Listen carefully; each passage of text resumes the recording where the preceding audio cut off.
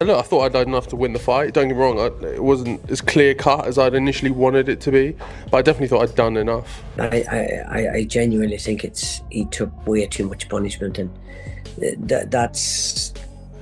I mean, that was so severe. If I were him, I'd never fight again.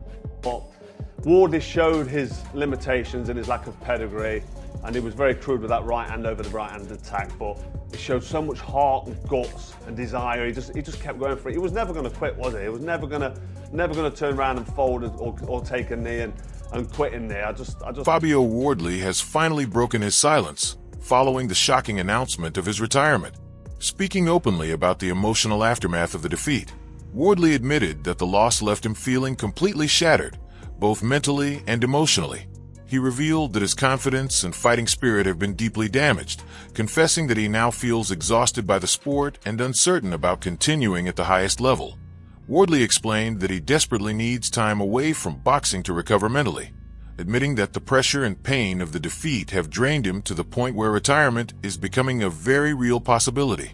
According to him, the fire that once drove him inside the ring no longer feels the same, raising serious doubts about whether he can continue competing among the elite heavyweights. Sometimes in fights and stuff, it can sway the judge's opinion of where they think the fight's going and how it's going out and stuff. And there's little annoyances as well, blood going in my eye and in my mouth and stuff like that. So Fabio Wardley reflected on his boxing journey with a sense of pride, saying that everything he has accomplished inside the ring has now become part of his lasting legacy in the sport.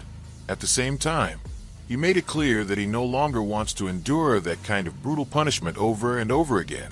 His comments paint the picture of a fighter who fully understands the physical and mental damage the sport can cause, becoming increasingly cautious about how much longer he can continue competing at such a dangerous level. Isn't it? It's great to have that part of my history now, part of my legacy, but I'm not trying to do it too many times over. Frank Warren reacted to Fabio Wardley's retirement comments with genuine concern, admitting that he hopes this is not truly the end of Wardley's boxing career. Warren made it clear that if Wardley decides to continue fighting, the team will stand behind him and support him properly moving forward. He also reflected proudly on Wardley's journey in the sport, pointing out that the heavyweight has already been part of several unforgettable and thrilling battles that have helped build his reputation in boxing. Warren's comments suggest deep respect for what Wardley has achieved, while also recognizing the physical and emotional toll those brutal fights may have taken on him. Well, I hope that's not going to be the case for him, and if he carries on, you know, we certainly would be looking to help him in that way. But look, he's been involved in some of the. Eddie Hearn questioned Fabio Wardley's recent decisions, suggesting that something did not feel quite right about his performance, particularly in terms of his confidence, energy, and overall presence during the fight. While still praising Wardley as a tremendous servant to boxing, Hearn admitted that the matchup itself seemed unusual and difficult to fully understand. His comments subtly hint that Wardley may not have entered the fight in the right mental state, raising growing concerns about the heavyweight's mindset, future direction, and the decisions he could make moving forward in his career. How good of a servant has he been to box? He's a great guy. I just felt this week, I couldn't, you know, like I've been around him a lot of fight weeks, I just didn't feel any kind of confidence or buzz. And I think when I heard that this fight was getting made, I thought that's a strange fight for him. Duke McKenzie praised Fabio Wardley's incredible toughness and fighting spirit, but also focused on the brutal punishment he absorbed throughout the contest. McKenzie suggested that the damage Wardley suffered was so severe that it could potentially affect him in the long term, even admitting that he genuinely felt sympathy for the heavyweight after witnessing what he went through in the ring. His reaction gradually shifted from admiration to deep concern, underlining just how physically punishing and emotionally draining the battle truly was. He's got a heart as big as a bucket, and some of the punches he took last night, he may not come back from, because he was taking right hands, he was eating them so flush. It was quite brutal to watch at times. I've actually felt sorry for Fabio. Dominic Ingle delivered a brutally honest assessment, suggesting that Fabio Wardley may have already taken too much punishment to continue developing at the elite level of boxing. While acknowledging Wardley's natural talent and fighting instincts, Ingle questioned whether he has truly proven himself against the current top champions, raising doubts about how much progress he can still make. According to Ingle, The repeated wars and physically demanding fights may have limited Wardley's ability to rebuild and improve technically over time. In his view, the concern is not a lack of talent or determination, but whether the heavyweight's career has already absorbed too much long-term physical damage to keep evolving at the highest stage of the sport. Fight difference, fighting a world champion, a legitimate world champion for a title, and beating a world champion who's already a world champion. And Fabio Wardley hasn't beat a current world champion to be the champion, has he? Josie Parker's been a champion. Yeah, but he wasn't the champion, right. So Derek Chisora strongly criticized Fabio Wardley's approach in the fight, arguing that he abandoned the basic fundamentals of boxing, particularly the jab, and relied far too heavily on power punches. Chisora's frustration reflected what he saw as poor preparation and a lack of discipline under pressure inside the ring.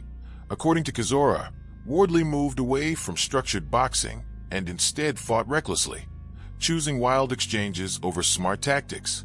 In his view, the performance showed a fighter who failed to properly execute the game plan and ultimately paid the price for ignoring the technical basics when the pressure intensified. Fabio was not ready for boxing. You no jab, nothing, looking for power shots. It's like he didn't train.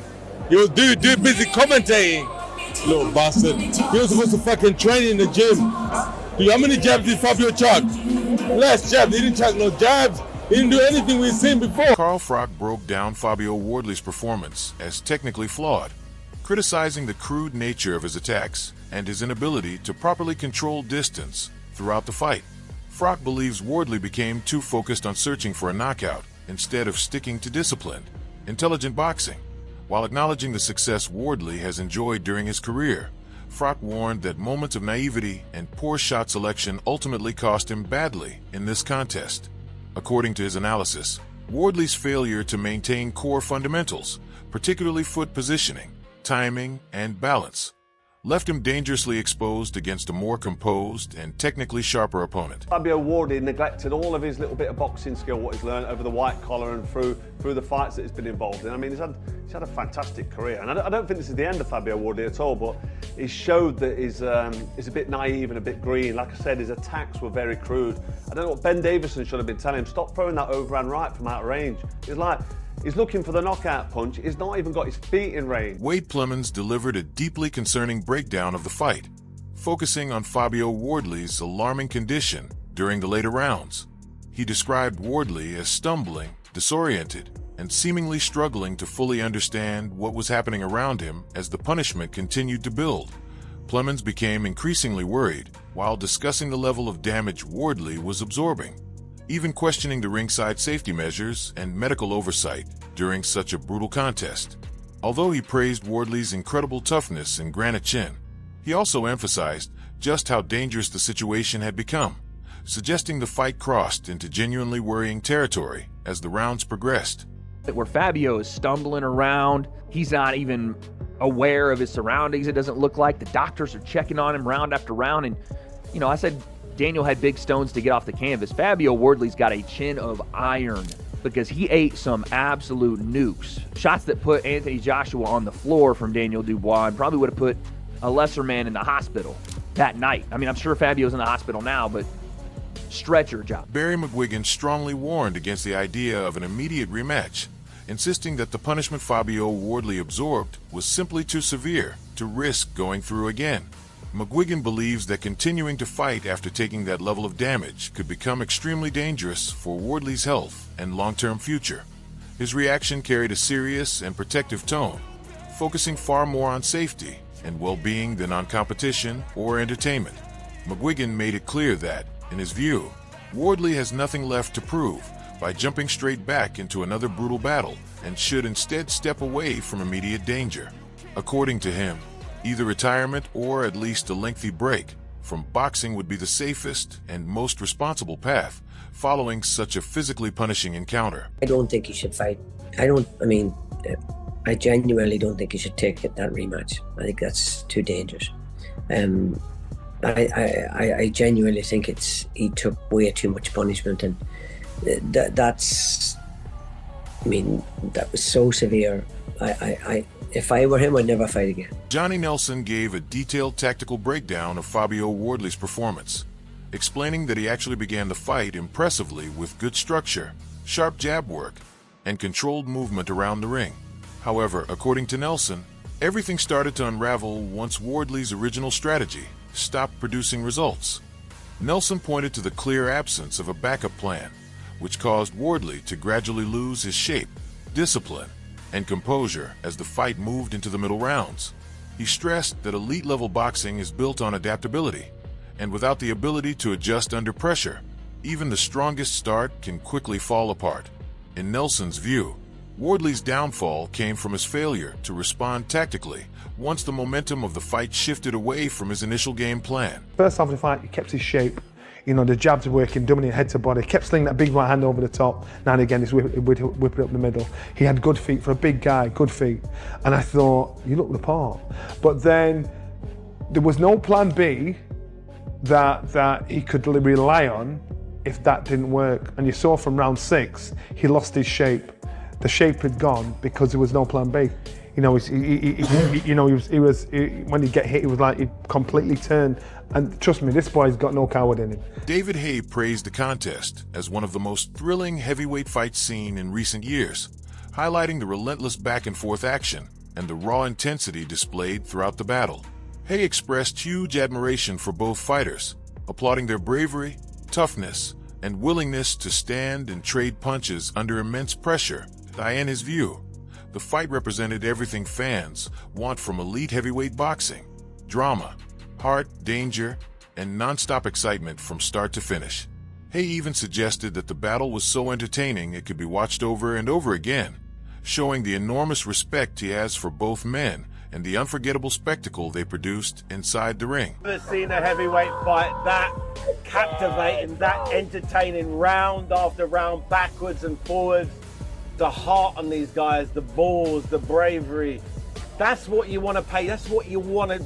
We hope every time we tune in for a heavyweight championship, you're getting that type of energy. They both gave everything they had. I could watch that 10 times. Daniel Dubois reflected on the fight as a true test of character, particularly after coming into the contest following a previous defeat. He admitted that he began the fight nervously and felt slightly overwhelmed during the early stages, but gradually managed to settle down and regain control as the rounds progressed. Dubois also viewed the intense moment in the corner, including the slaps and urgent instructions from his team, as a crucial wake-up call that helped him mentally reset and refocus. According to him, the fight became about digging deep into the dark place that fighters often speak about, finding the strength to survive under pressure, and ultimately discovering a way to win. In his eyes, the victory proved his resilience, discipline, and true warrior mentality when faced with adversity inside the ring. And came through that test. You know, coming off the back of a loss, I was a bit nervy to start off with and a bit all over the place, but I pulled it together and got the victory. Daniel Dubois also spoke proudly about his mentality, insisting that nobody can question his heart, courage, or commitment anymore after a performance like that.